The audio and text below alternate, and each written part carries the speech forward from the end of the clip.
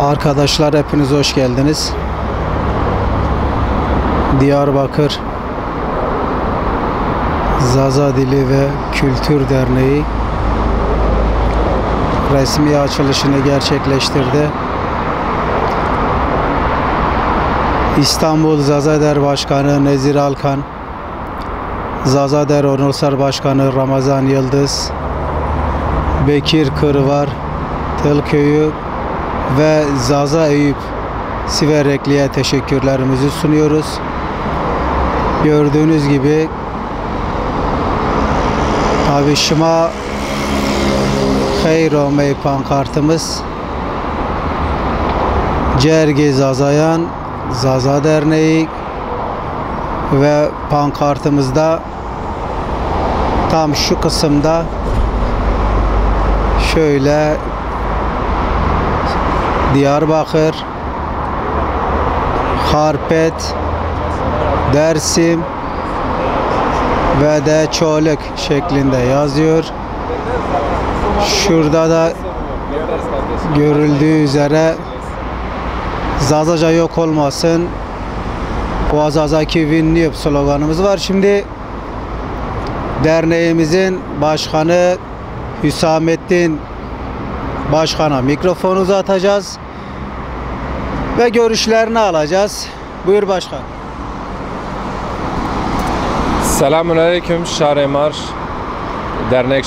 dernek ma hayırlı oğlip ma perunur itad ma dernek kerd a misafir mame ma kerdiş make ma kurdale birna o Nezir Alkan, Ramazan Yıldız, Zaza Eyüp Siverekli, Bekir Kırvar ve şuvar bin paş dama ma en dernek a kerdi o joka mazaf keyfeş bi Euro millet tiyadi genci kıcı domani peri taraşi o ma perin ma zarayin veş kerd ma şapka dacı ma balon dacı ma kalem dacı itad ma semede zon ma kültür zagon ma zon ma ita musneni etkinlik ma çimi ma beni inşallah ma itad semede zon kültür khu ma zafi ma verşin inşallah o ma pere millete ma pave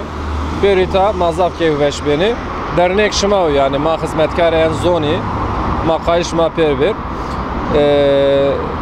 sözlerime şöyle anlamayan arkadaşlarımız da olabilir.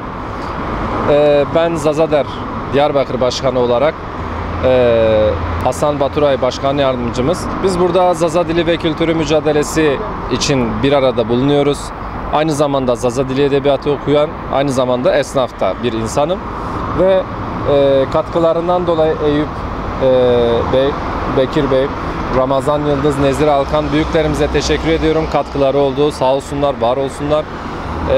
Diyarbakır'da da biz bu dili hem yaşatmak için hem de korumak için bir mücadele, bir meşale yaktık.